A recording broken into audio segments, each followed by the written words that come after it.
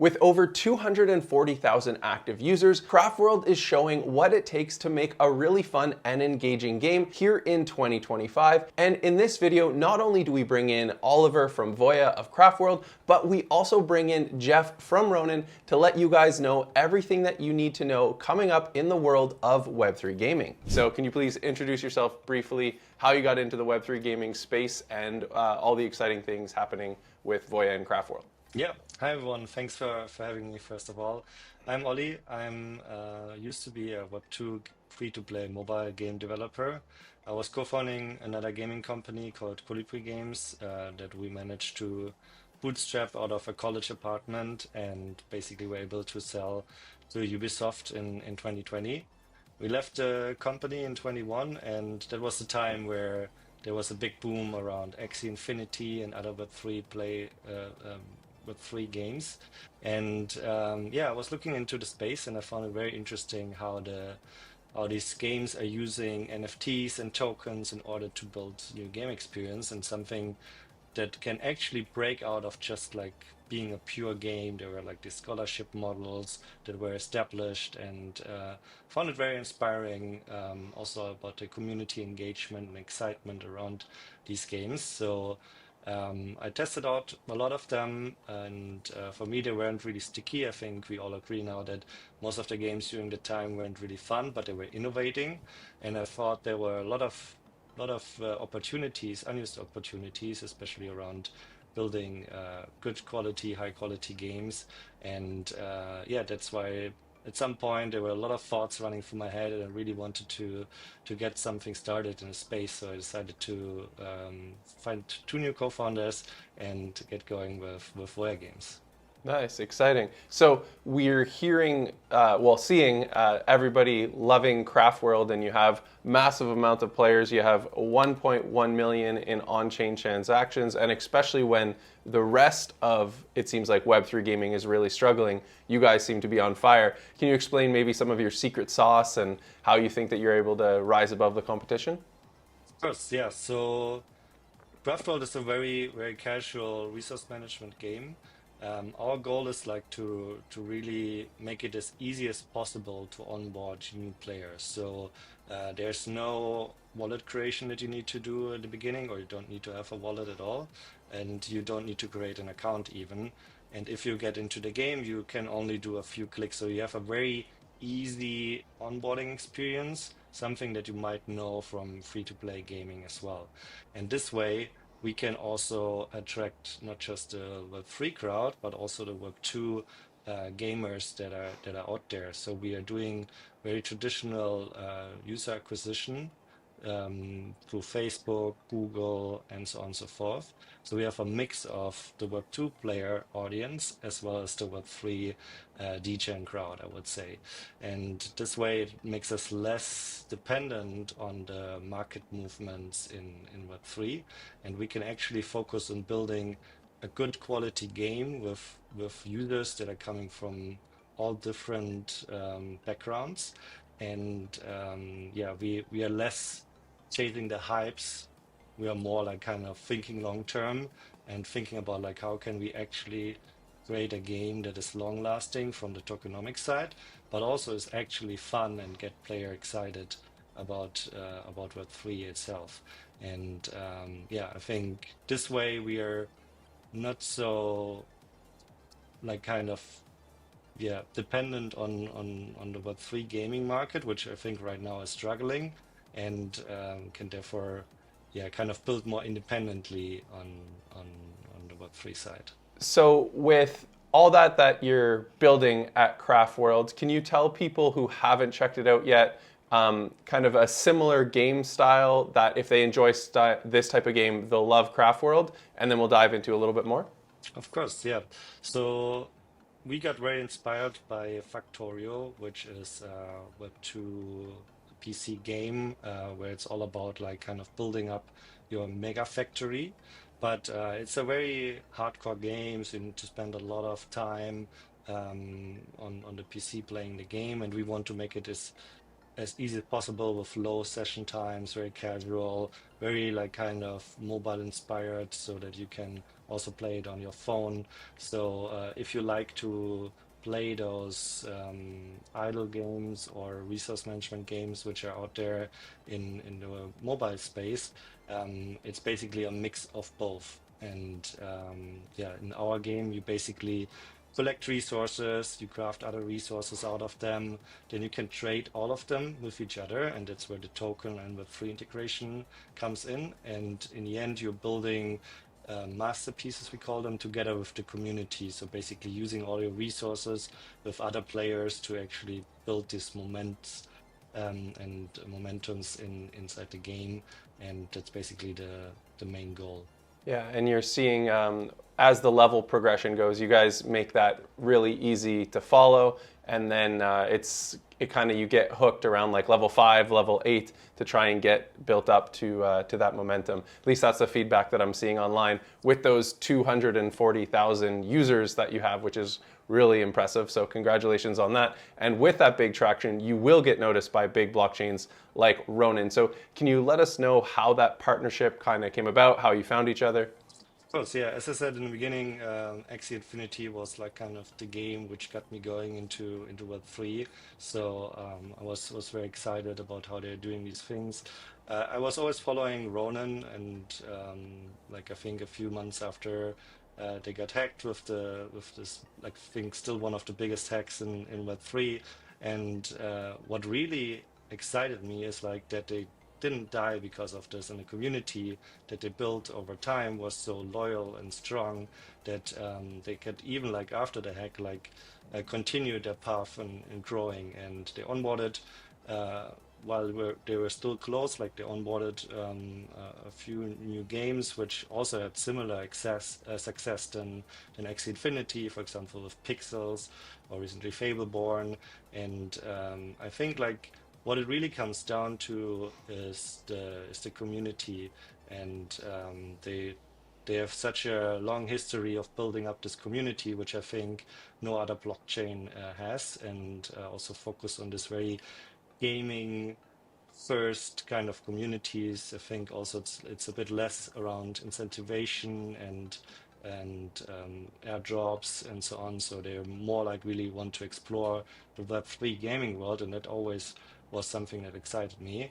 And last year when we did our funding round, I got opportunity to speak to Jeff and convince him to join also VOYA Games as an angel investor. And through that, I learned even more about Ronin and what they're planning to do, and sharing the vision of like this of open Ronin. They just like kind of opened up in February, which I think is very great to onboard more games and even a bigger community. And yeah, I'm just convinced by the community, by the long-term vision and the history of Ronin itself. So that's how it all came together.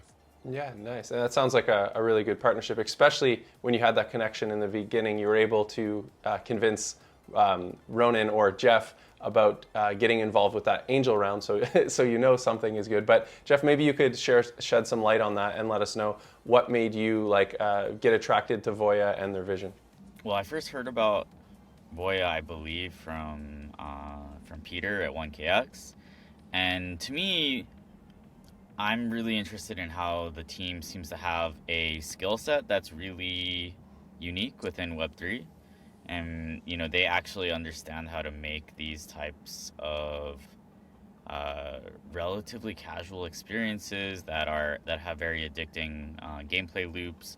But also, right, like I found it interesting how they're using ads to monetize, right? I actually have had some theory that ads will be an important part of how these Web3 game economies are balanced, right? Because it makes sense, because a lot of the Web3 players, right, your Web3 games are able to gather a lot of attention, but a lot of the Web2 spend mechanisms might not necessarily work. But if you're able to basically use that attention to basically generate some revenue or generate some ability to balance the economy based on that attention, I thought that was a really pretty powerful concept.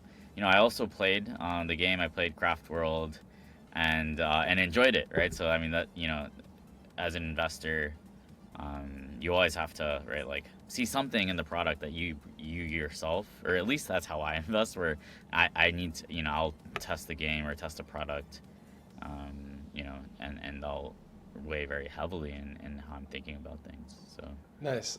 I felt like Ali and the team are, they're very they're very kind of prudent and wise in a space that has a lot of kind of people who are thinking kind of in short term and in short have like a short term mindset, or just not like very responsible. I felt like this is a team that's like responsible. They know how to build games. They're very hungry for Web3 knowledge as well.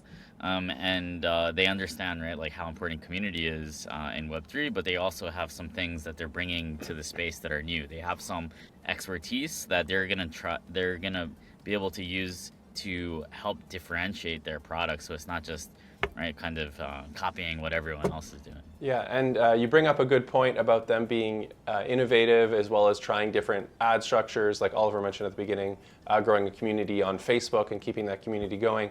And Jeff, you recently made a post on the struggles that some game companies are having and a lot of closures that have happened in 2025. Can you maybe elaborate with what you're seeing in 2025 with all these game closures, what you think they're kind of doing wrong or maybe misunderstood when we saw the glory days of 2021, and then what you're seeing from VOYA instead? Right now, Web3 gaming is going through a bit of an existential crisis because there hasn't been like a super fundamental innovation in the space for quite some time.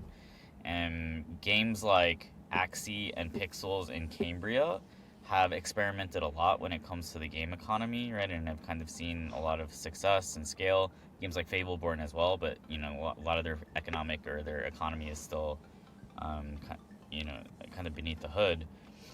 But there needs to be more innovation, right? We need to have some sort of innovation at the game economy level to get the space to the next level. I'm not 100% sure exactly where that comes from. It might be through something like app tokens. It might be from, right, monetizing attention or finding ways to use attention to balance these game economies. But that's fundamentally where the space is at.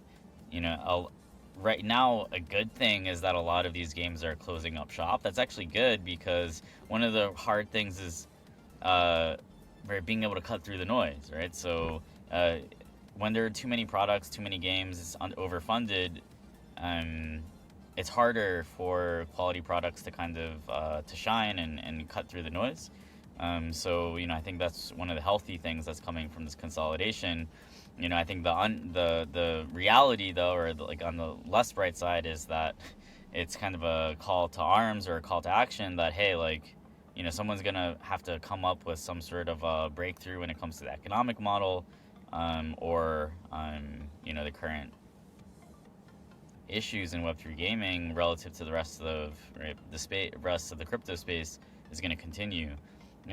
I spoke about this right in December, even when things were right December, everything was kind of pumping or whatever. I did speak about how Web3 gaming isn't performing to its true potential right now, and a lot of it is because we do need to innovate when it comes to the game economy. So that's why I'm excited about teams like VOYA, because they're bringing something new, right? They're bringing something new when it comes to the game economy, especially for them, like trying different channels, trying different channels to onboard Web2 users, as well as finding new ways to basically generate value that can also be used to basically balance these game economies.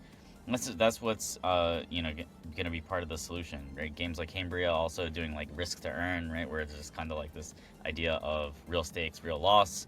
So those are, I think, the types of things that are going to get the space to the next level and get Web3 gaming to the kind of the next stage of evolution, right? This is an evolutionary process, and evolution is not linear, right? Actually, I studied evolutionary biology, so maybe I'm biased. But basically, when we learn about when you learn about evolution, you might think that evolution is linear, right?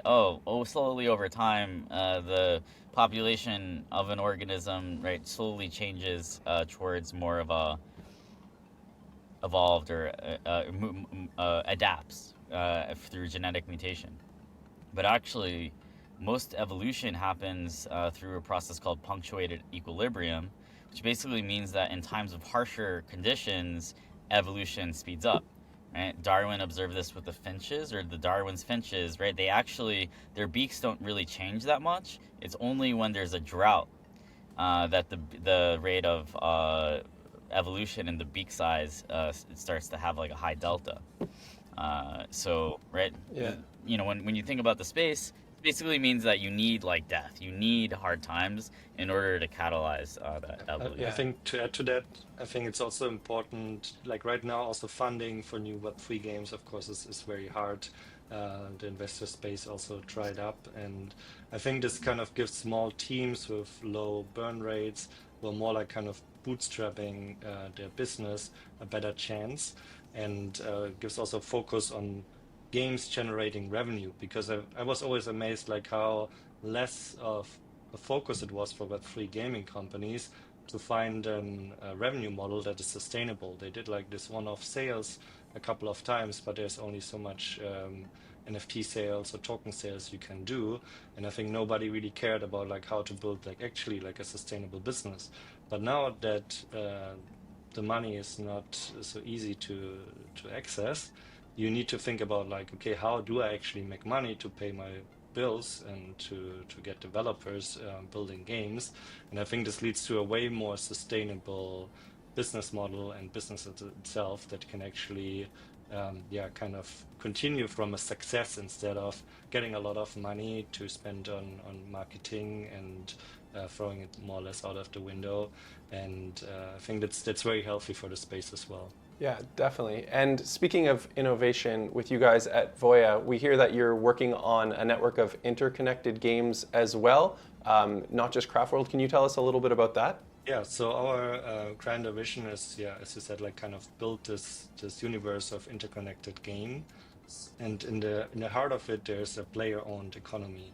So what does it mean? Like it means that you can basically use your resources from Craftworld. We have 25 plus resources, and all of them are actually tokens on chain that are tradable between players. So players can already specialize in Craftworld to produce like steel or wood, but we also want to kind of make them available in other game experiences. So for example, you could use the steel and the wood from Craftworld in order to build a sword in an RPG game, and then you can fight monsters to gather gold that you can then maybe use again to upgrade a factory in Craftworld. So really like kind of have this interconnectedness of games working all together and have different player types that can trade their resources as well. So if you don't want to play this RPG game, but you might still need the gold, you can trade your wood and steel that you earned in Craftworld with another player who's playing the RPG game who wants to build a sword but has a lot of gold maybe collected.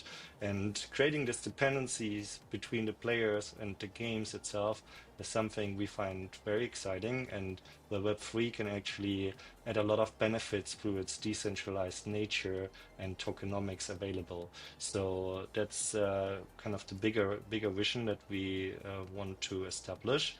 And Craftworld is kind of the first module in the space. We chose Craftworld to onboard a lot of players because we always think we need a lot of players in order to get something kickstarted or seeded. And then we develop other games to have also some functionality that we still need. So we're actually building a new gaming experience right now that we also will launch soon, which will showcase how this actually works all together with this player-owned economy, and with the focus of the second game to attract Web3 virality itself. So using Craftworld more like to onboard and sustain a player base, and this new game, which we call Project Voyager, to basically create virality in the Web3 realm.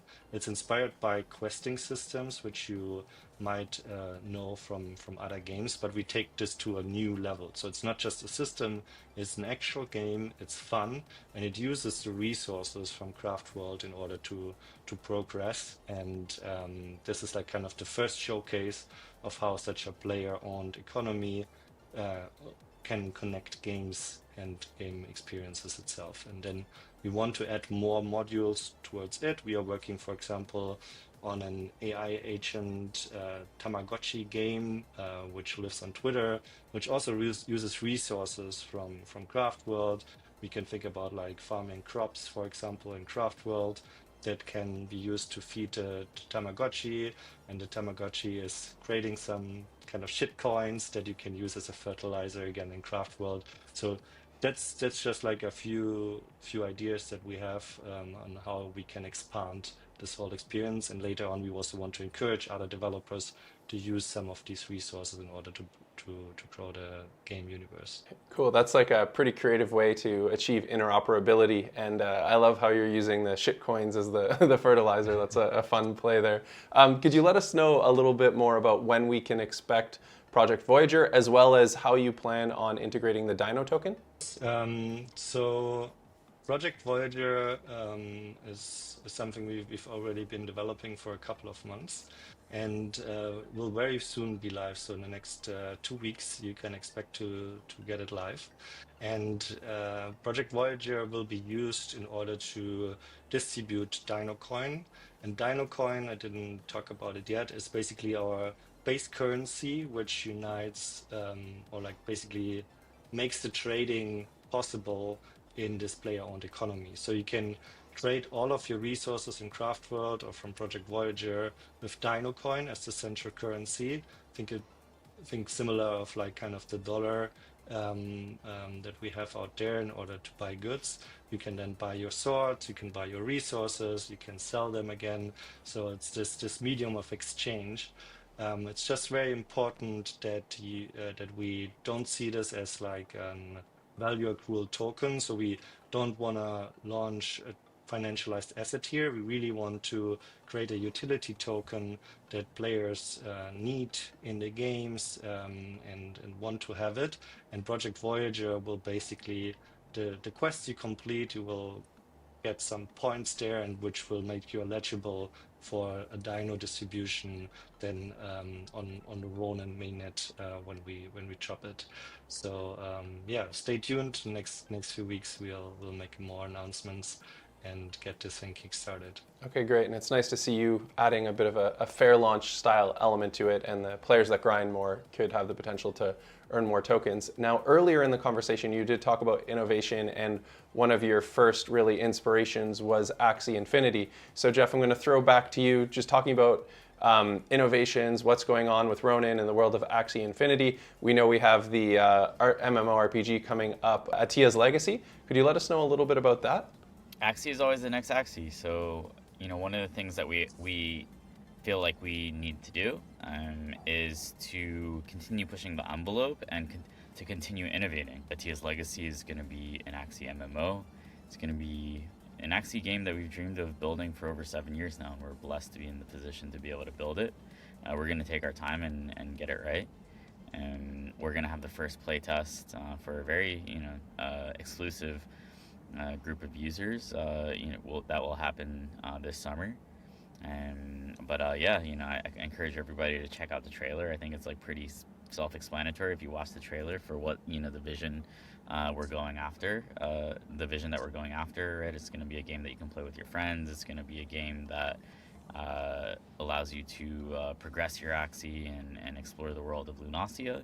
And right, it needs to be social. There needs to be competitive elements, because those are the things that are going to ultimately, end of the day, grow the Axie economy and make this like a net positive for the GDP. Right, we try to think about like building economies rather than just building games. So yeah, on the Ronin side, we opened Ronin up, and we're starting to see an influx of games coming to the network. we're seeing right the number of smart contracts deployed daily spiking up. The number of developers is spiking, and some of this stuff will take some time to marinate. And I've been really proud to see the community also, like even the gamers of the Ronin chain, starting to learn how to code. Right, this is also coinciding with the rise of vibe coding and using AI tools as well. So overall, right, we've opened the chain up. We're seeing an influx of developers and experimentation, and I think that's important because, as I mentioned, nobody really knows what exactly the formula will be for getting Web3 gaming to the next level. So we need to take a lot of shots on goal in the right direction of basically right innovating when it comes to tokenomics, token design, and how that interplays with these game economies. Nice. Yeah, and speaking about like the future of Web3 gaming, recently had a conversation with Yatsu, and he was talking about somewhere between the Nintendo Switch 2, people getting used to spending nearly $100 on a game that you might only even have the digital access to then next year when we see GTA 6 and people starting to get used to paid servers and things like that. That might have a bit of a catalyst on Web3 gaming. Do you guys have an opinion on kind of that Web 2 world coming over to Web 3? I think we need to have both. We need to have like the new builders, like kind of innovating from ground up, identifying what works in very fast iteration cycles. I think that's something that most of like the more established Web2 companies can't really do. Like, I'm not sure for how long they are developing now GTA 6 and when it will actually come out. But I think they basically probably used some of the learnings that smaller teams had already and hopefully like looked at what they did wrong and what they can do better as a Web2 gaming studio integrating Web3.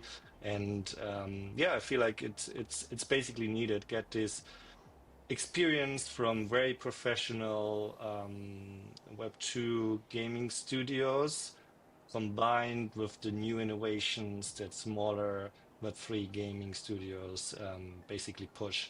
And yeah, I feel like right now it's a bit more that we need again more like these smaller iterations, like what Jeff said, like with Cambria and Fableborn and all of the games trying out new things in order to find what sticks, and that the bigger companies which have long iteration cycles but maybe can create more production value, high quality games, can pick up these examples to then also kind of bring their expertise to the blockchain world. So I think both is needed. Yeah, Jeff, your thoughts on that?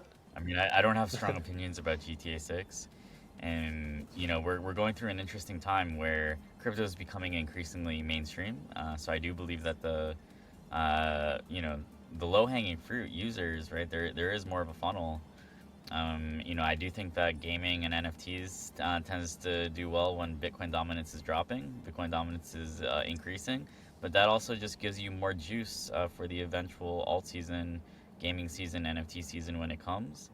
And we need to build businesses that can withstand any market environment and doesn't need like, you know, that type of a crazy boom to happen immediately. That's what we're seeing is like a lot of the teams that basically planned for some sort of a gaming boom to materialize as, you know, exactly at a certain window. You know, they're unfortunately dying, and the teams that are resilient and managing burn and finding ways to keep the lights on are going to be the ones that get to experience, you know, the craziness when it does come. And when it comes to, you know, I mean, teams that can bring in that experience of, right, being able to build an experience that's just relatable to gamers, and then finding fun ways to showcase the benefits of the technology, and you know that's what's needed. So the teams like VOYA, right, I think are well positioned to do that. So yeah, you know, it's going to be a spectrum, right? I do think that both strategies of going for like kind of more traditional gamers, but also just like targeting Web3 users and turning crypto traders or Bitcoin holders or ETH holders into gamers, Web3 gamers, right? These are both valuable kind of user cohorts, and some games might mix in a bit of both. That's what we did, right, with Axie in 2021. Is like we had a lot of Binance and Coinbase kind of traders who became players and users of blockchain games for the first time. And we also had people who were onboarded to Web3 for the first time, without really knowing what was going on beneath the hood. Yeah. And I guess in this conversation, just to flip it, we've gone through like big titles, massive titles, smaller titles, but then to go to the smallest titles, these Telegram mini games, we saw the big influx of tap through things like Hamster Combat and things like that. We're also seeing some development, but we're also seeing some die-off. What's your guys' opinion on Telegram games? Yeah, I think last year was a very interesting time for the Telegram games, and we've seen like very, very simple games that I think were utilizing the accessibility of Telegram games combined with like simple integrations of the Web3 Ton wallet to incentivize gameplay and create a lot of virality. And I think using these two platforms, like kind of the Web3 blockchain part with the accessibility layer of Telegram games, was spawning this new excitement and virality, and basically innovating on this front. So I think it was very exciting to see that these Telegram games could get such a explosive growth in user numbers. I think like Hamster Combat in just a few weeks got 100 million players registered. But yeah, it was still like kind of, I think, more of an experiment, and it was like all very, very short term. We tried to at VOYA Games also jump a bit on the train. We also have a Telegram mini app that we developed. But for us, it was less of like kind of jumping on this hype train, but more looking at it from the long term. I think accessibility always is a very important part in gaming. I think on mobile games, having your phone and downloading an app on the Play Store or App Store is just like kind of making games way more accessible for a lot of new users. And before mobile gaming, there were like a lot of there were only PC and console, right? And there was a limited amount of people playing games, but mobile games basically opened it up to almost everyone out there. And I think even having Telegram as like another platform, which a lot of people already use, I think 1 or 2 billion people are using Telegram. It opens up with just a few clicks, like somebody shares a link with you and you open it up and it pops up in your Telegram, is very interesting. I still feel like the platform itself is in a very early state from distribution standpoint, from still also the Web3 integrations, and I think it's now also a bit turning into more or less like kind of closed platform. I think you now need to have the Ton wallet integration in order to be listed in the App Store, and yeah, I think there's still some time to mature, but I find it very interesting to kind of have the accessibility of games inside a messenger, and it probably works way better than back in the days where there was already Facebook Messenger games, and I think in the Asia market, there's also some more apps or messengers which are basically integrating apps into the experience.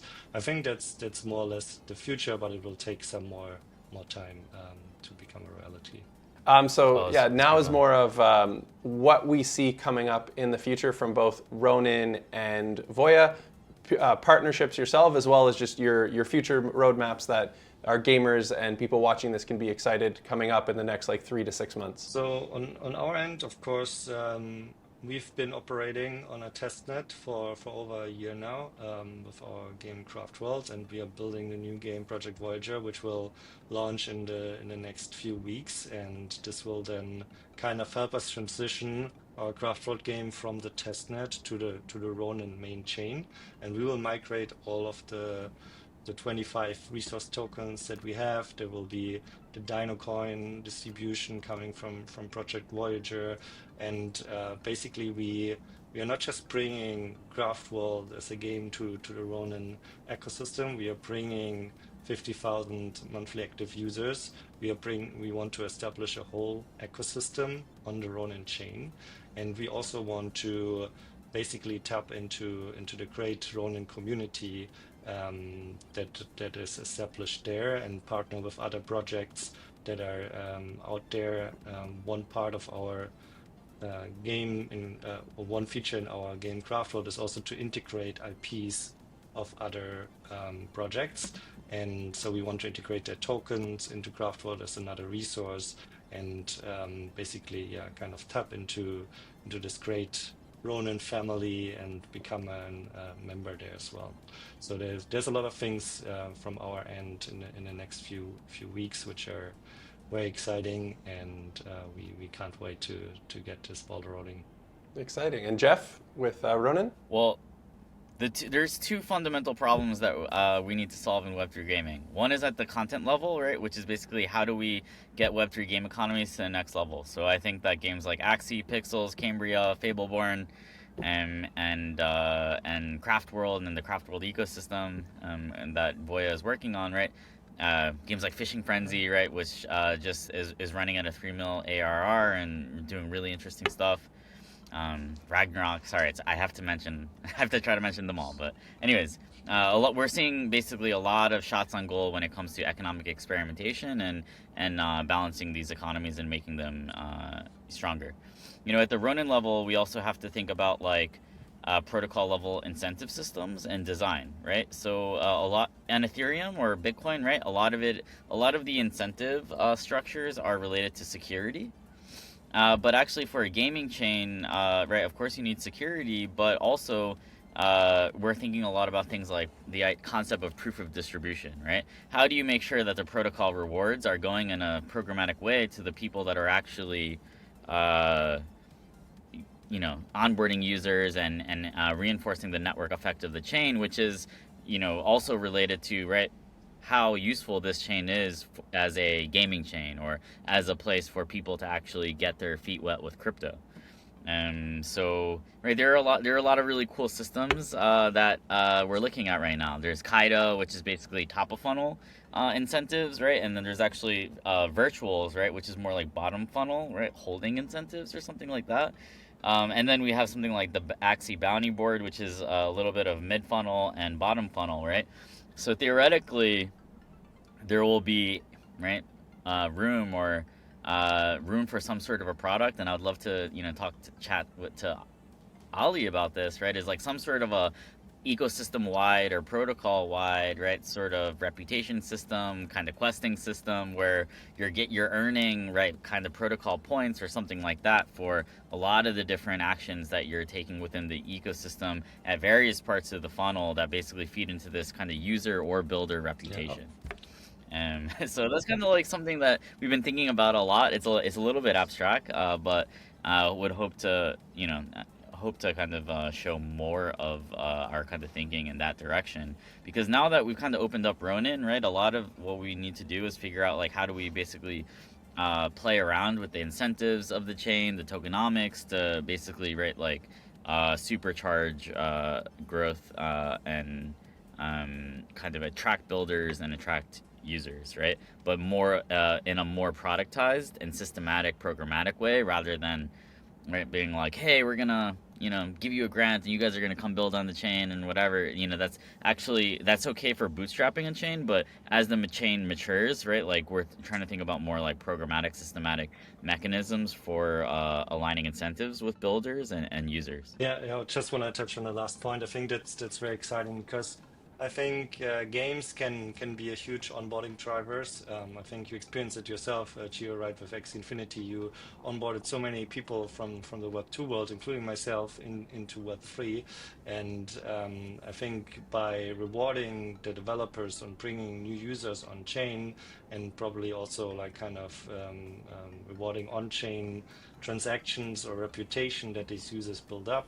I think that in a programmatic way, not just with grants, I think this opens up a lot more incentives for developers to actually build on chain and to bring in this great amount of users, which I guess benefits the whole ecosystem.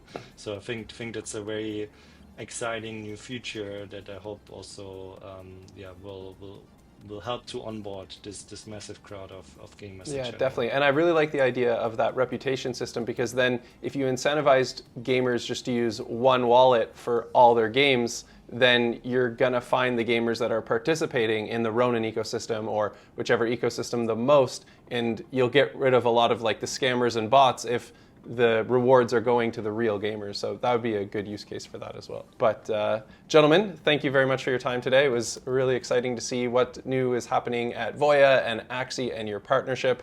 And congratulations on that, because when this video is out, everybody will know that as well.